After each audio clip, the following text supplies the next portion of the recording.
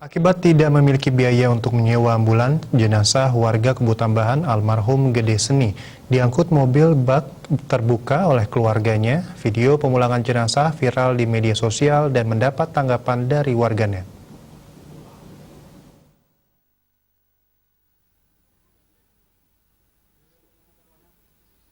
Pemulangan jenazah Gede Seni warga desa Kebutambahan dengan menggunakan kendaraan pick-up bak terbuka dari RSUD Buleleng menuju rumahnya pada Sabtu 23 Januari 2021 sempat viral di media sosial.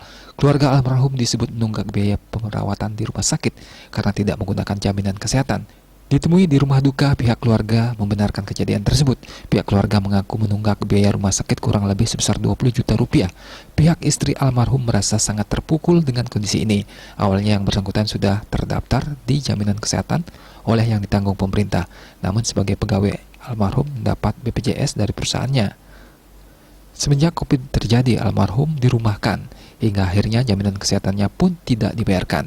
Pihak keluarga dibantu desa berusaha membantu untuk kembali ke jaminan kesehatan yang ditanggung pemerintah, namun almarhum sudah meninggal terlebih dahulu.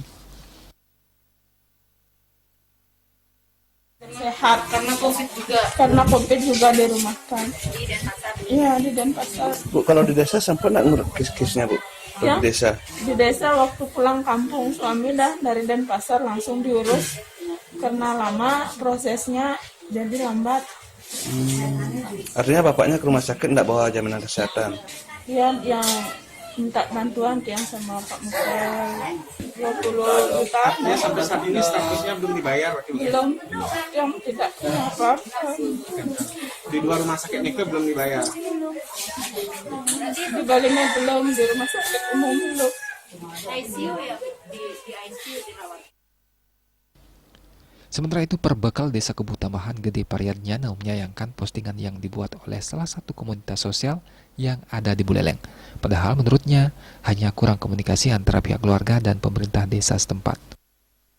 Tetapi yang postingan ada mobil padahal Pak Dirut juga sudah membijaksanai terkait dengan kepulangannya. Takkiran yang difoto hanya jenazahnya dengan keluarganya karena di rumah mohon bantuannya karena tidak bisa bayar rumah sakit. Itu aja sebenarnya narasinya.